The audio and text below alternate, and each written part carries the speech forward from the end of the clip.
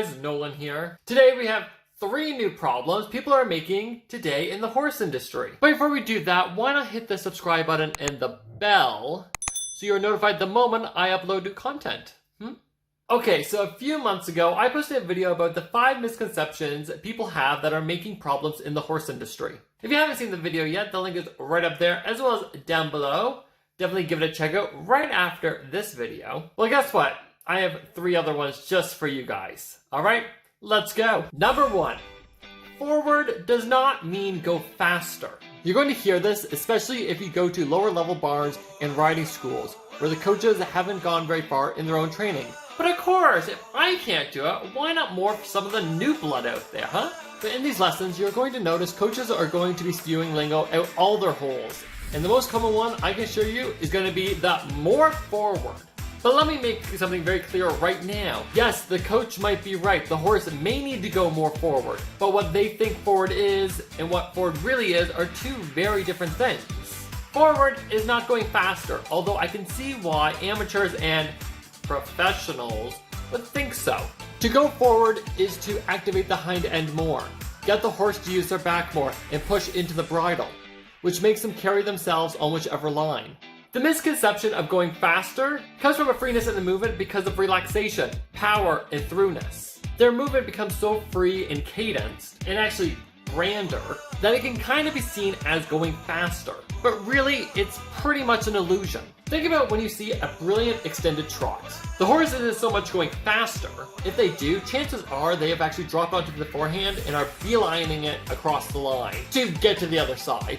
They are actually opening up the steps, extending the stride to take over bigger steps and cross more ground. For more information on going forward and how it's not just going, I do have another video on that, which is linked right up there, and once again, it's linked down below. Another reason why this is such a misconception is because of the leg aid. When we were first taught to ride, leg means go. You apply pressure until horsey moves. But later on in training, the leg aids have different purposes, and that squeeze can have less to do with go and more to do with activating the hind end and going into contact. Think of it this way. Horsey is slightly above contact. You'd like it to be a bit more in the pocket, as I like to call it. To do that, you'd want it a bit more over the back, more active with the hind legs, so that you have a better contact. If you decide, I'm gonna make him go forward in that faster fashion, he's actually gonna pop up more above that contact. He's actually going to hollow that back, and he's just gonna start running, which then means he doesn't have to carry himself. However, if we ride him forward by keeping the same speed, you'll have a much better chance of A, getting him to push underneath himself, and B, keep him balanced while trying to do so. And this will have him carry himself on your line. Okay, number 2, training is always progressive. I've brought this up a couple of times over the years, and we talked about this, but I've never really kind of gone in depth with it. And last time I spoke with it was in our last week's video about keyboard trainers, which once again, up there, down below, you know what to do. But just to clarify, many people think when they decide to ride, it can be any discipline. A lot of the time I will see in dressage is they think that training is this. Always progressive, always going uphill, here we go. Every single time we ride, the horse goes better. But in reality, training isn't so much this as this. Up, down, a lot of peaks and valleys. And this mentality that this is what training is hinders a lot of people when they start riding. Because our minds say that if we kind of are up here, we're doing great, and then we slip down here, we're regressing. No, it means we're not regressing. It means we've actually gone down here, and we need to start building again to go up here. This is normal. As I say, a lot of people are going to say that if we're going down here, that means we are in the regressing stage, meaning we aren't progressing, we are going backwards, which would be seen as bad. A perfect example of this would be if you are struggling with something and you finally learn it, and you get it for a week, maybe even 2 weeks, and it starts to go away, and you think, crap, I've done something wrong. What am I doing wrong? Uh-oh, something's wrong because we're going back to where we were. Not necessarily is that true.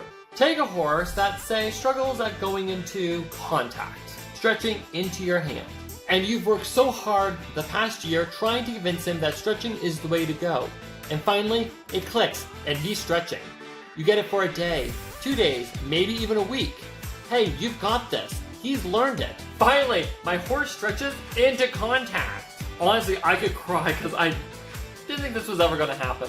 And then you introduce the leg yield, and as if out of nowhere, bam, he's a freaking giraffe again. And no matter how hard you try or what you do, that consistency in the contact is no longer. And now it feels like you've gone back 3 steps. Calm down, this is normal. Horsey has used those muscles for the last little while. New muscles. And now 2 things have happened. First, he's probably feeling the work. Remember, he couldn't stretch into contact before, and now you've worked together to get there, and now new muscles are being activated. I mean, honestly, go do a workout yourself. I can assure you, the first day after the workout, it's probably fine. Like, yeah, you're gonna be a little sore and tender here and there, but it's not until 2 or 3, even 4 days after that you'll really start to feel, ow. And that's when the real discomfort sets in. But then second thing is take into consideration what we said about our example. You introduced the leg yield. On the original line you were riding, he was good to go and stretch. But now you've upped the difficulty a bit and you've included a new line and a lateral line at that. Now you kind of go through the whole process you did at teaching him how to stretch. Now you get to teach it again. Go through the whole thing a second time, but this time say, hey, we're not doing it just here. Now we're doing it over here. And here's the thing. You've already taught him once, so you can kind of prove that it can happen. So it should be a bit easier, but don't be upset when struggles come into play. That process you had to go through to teach him to stretch here on the straight line, now you just have to go through it again to teach him to stay supple, loose, all that fun stuff onto a sideways line. So maybe something to think about is this. When you did it on a straight line, he was in grade 1. Bam, you did it, he knows how to do it. He passed. He's going to grade 2 now. In grade 2, now you gotta take what you learned in grade 1 and now apply it to this problem. So just remember, this isn't training. This is training. And third and final thing that many people get wrong is what the amateur thinks is soft. Softness in the hands and the arms specifically. Amateurs have it in their minds that holding the reins like this is soft. You're going to see this a lot on online natural horsemanship. And those backyard trainers that we talked about, yeah, they're going to say this is fact. Actually, that reaction to the Facebook group I did how many weeks ago? Perfect example who thought 100% this is soft and closed fist is hard when riding. That the less you hold on to the rein, the softer you're going to be. Wrong, no, just no. Actually, with that mentality, we have flown to the other side of the spectrum, where this is way harder than this. I know, sounds crazy, right? Well, it's true. And by the way, you know, I'm gonna say it again. The video, there. When you have a closed fist and you use your fingers, your movements are controlled and steady. There are so many bones and muscles in the hands that our brains can't focus on specific ones to use without the use of others. That's why in some cases these muscles and these muscles in your arms can actually end up being way softer than anything you can do with your fingers. Because they are larger muscles to begin with and there are fewer of them, giving us more control of our aids. So when a rider does this, that seems really slow and quiet and soft, right? No, not compared to what we can do. Because while you're doing this, the horse has nothing, and then the moment we make contact with it, it's a sudden movement. The feel is nowhere to be found and then appears out of nowhere. Whereas if we have a closed fist, we can make little adjustments like this, and by doing this, the feel is always there. We just get to control the severity of it. With that in mind, I'd also like to mention riders' arms when taking up contact. Because a lot of riders only worry about shortening the reins when there are many other things that should be coming into play. Like the rider pushing the horse into contact first. Don't shorten your reins right off the bat. Squeeze horsey into contact and they will naturally carry themselves. By doing this, there is now slack for you to shorten up. But the reason why I bring that up during this segment is because you'll find a lot of people, especially amateurs, decide to stretch out their arms out here to shorten up the reins and take up contact. Honestly, I can see where they're coming from. It's technically a softer hand on the horse's mouth. But what happens after you have shortened the reins? Are you honestly just going to stay out here? And you can probably think, well, my hands are soft, but there's so much tension in all this, in your wrist, in your elbow, in your triceps, your shoulders, all this to stay out here. Horsey feels that. And that ends up being counterproductive. So what you're going to end up doing is you're going to put your thumbs on top, right? And then you're going to think, okay, I need to relax everything. And you're going to do this. You're going to bend your elbows, you're going to soften the shoulder, everything. But look what's happened. You made contact out here, but now you have to relax everything. It ends up bringing everything into yourself to relax. Horsey is going to go from here to here.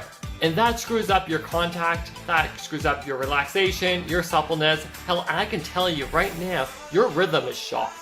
And Horsey is probably going to resist. So what do? From the long range, use your seat to maintain rhythm. You'll be able to then push him into contact. Horsey, once he gets pushed into contact, will naturally lift the frame and carry himself, leaving you slack in the reins to pick up. Before you pick him up though, before you do it, make sure you're in the position that you want to be during your end results. Pretend you've already picked up the reins. Where are your hands going to be? Where are your arms going to be? Once you're in that position, shorten up the reins. Your horse is now going into contact, has activated the hind legs, the back, everything, and is now self-carrying himself without you having to fix everything after the fact. He's already there. And you didn't need to sacrifice your rhythm, your suppleness, your contact, anything to get there. And that's everything we've got for you guys today. 3 things that many people are getting confused in training that's ending up screwing up our horse industry. But understand that the things that I've mentioned today are long-term development things. You can't just fix it. It's things that you have to keep working on to better your horse and you as a rider. And you have to remember that you're not just controlling yourself, you have a living being underneath you that you have to control as well. So be kind to yourself and just keep working at it. So now it's on to you. What do you think? Are you known for doing any of these things? Or have I missed something? Let us know down below. And have you seen our online store? We've got sassy attire for every equestrian's attitude. Link is in the description. And while you're at it, why not give this video a thumbs up? As I've said before, and I'll say it again, it's a little thing but really does go a long way. And if you haven't already, why not hit the subscribe button and join the Little Cruiser Guild yourself? We have new videos up every week for your entertainment, but also to make this horse world make a bit more sense. And that's pretty much everything I've got for you guys today. Alright, thank you so much for watching. I am Nolan M Cruz, and I'll talk to you later. Ciao!